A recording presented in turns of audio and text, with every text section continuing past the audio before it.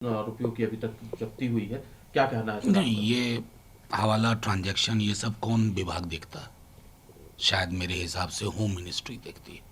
Home ministry ने outsource कर दिया है क्या स्मृति जी को, कि सारी जानकारी पुख्ता तौर पर उन तक पहुंचाई जाए, वो प्रेस कॉन्फ्रेंस करें।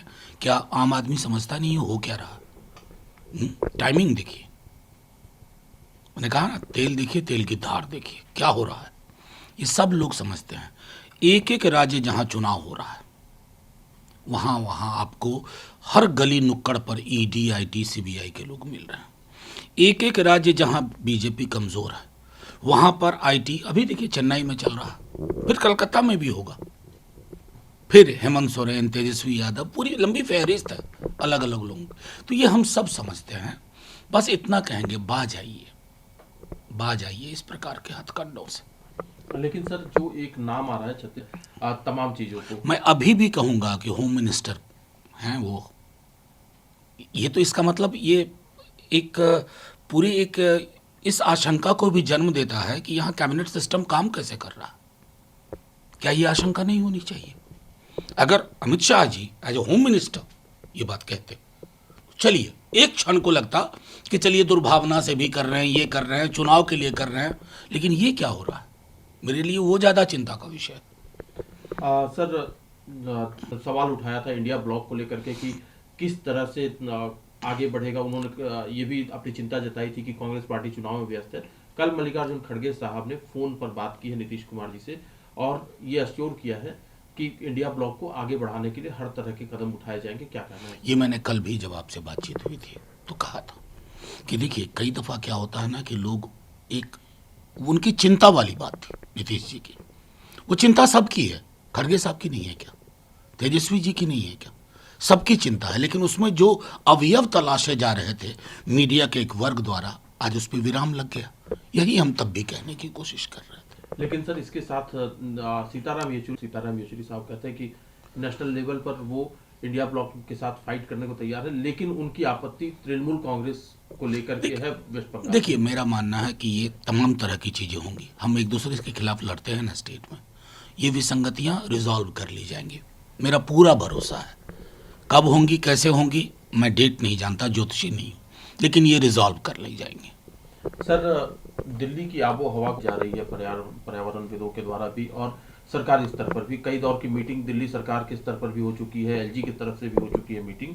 लेकिन आम आदमी पार्टी की नेता का एक बयान आया है जिसमें उन्होंने हवाला दिया है कि हरियाणा में जो है वो हरियाणा में बहुत सारे डिस्ट्रिक्ट जो है वो पॉल्यूटेड है, पंजाब के 2 डिस्ट्रिक्ट सिर्फ पॉल्यूटेड है, दिल्ली की स्थिति फिर भी बेहतर है, उनका ये कहना है। उन्होंने लगभग कहा कि पूरा हरियाणा जो देखिए, है। हम लोगों को इस वॉट अबाउटरी से बचना होगा।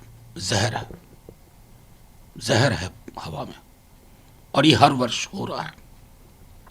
हर वर्ष इस दौरान चिंता होती है, और हर वर्ष की भांति जब एक बार प्राकृतिक रूप से ये चीज़ें ठहर जाती हैं, थोड़ी बेहतर हो जाती है, हम भूल जाते हैं। कोई भी सरकार हो, केंद्र की हो, हरियाणा की हो, पंजाब की हो, दिल्ली की हो, ये अगर आपकी सामूहिक चिंता का विषय नहीं है तो ये अपने आप में बहुत गंभीर चिंता का विषय है कि ये चिंता का विषय है क्यों नहीं। आरोप प्रत्यारोप से बचना चाहिए। बिल्कुल, बिल्कुल, व्हाट अबाउट नहीं, मतलब जहर घुला हुआ हवा में, और हम कहाँ पड़े हुए हैं। अभी तक कोई ढंग की स्टडी नहीं है जिसके आधार पर यह कहा जा सके कि कौन सबसे बड़ा पोल्यूटेंट है। कौन, एक्सपेरिमेंट्स होते रहते हैं, लेकिन साल के 10 महीने हम क्या करते हैं, ये महत्वपूर्ण है। सर प्रकृति से ही जुड़ा हुआ सवाल है। नेपाल में के झटके महसूस किए गए और 130 से ज्यादा लोगों की मौतें हो चुकी हैं और ये डेथ टोल और भी आगे बढ़ने की संभावना है। क्या कहना है देखिए, सर? मैं एक बात बताऊं कि बीते 1 डेढ़ महीने में अर्थक्वेक की फ्रीक्वेंसी बढ़ी है। इससे पूर्व में भी नेपाल में ही केंद्र था, कल भी। जाहिर है कि जिन परिवारों के लोग जिन्होंने खोया, उनके लिए संवेदना है, लेकिन ये कल दिल्ली में भी बहुत झटके महसूस किए गए, और दिल्ली भी चिंता का विषय है क्योंकि दिल्ली उस जोन में है जहां, जिसको वल्नरेबल जोन कहते हैं।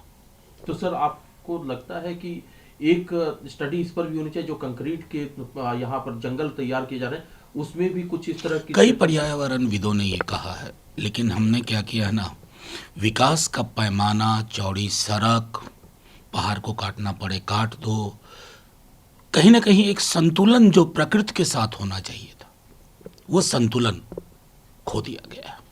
सर, कास्ट बेस्ड सेंसस को लेकर के केंद्र उन्होंने कहा कि उन्होंने कभी भी या सरकार ने कभी भी रूल आउट नहीं किया है कास्ट बेस्ड सेंसस को। उन्होंने कहा कि वक्त आने पर हम इस दिशा में आगे नहीं, बढ़ेंगे। रूल आउट तो किया है सवालों के जवाब में।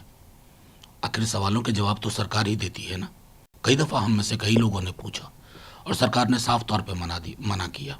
कई तर्क दिए, 52-57 के तर्क दिए, लेकिन अभी भी अगर देखिए, ये तय करना होगा कि अगर विकास को समावेशी बनाने की बात कहना, जमीन पे उतारना है, तो आपको इसके लिए हाँ कहना होगा विदाउट डिले।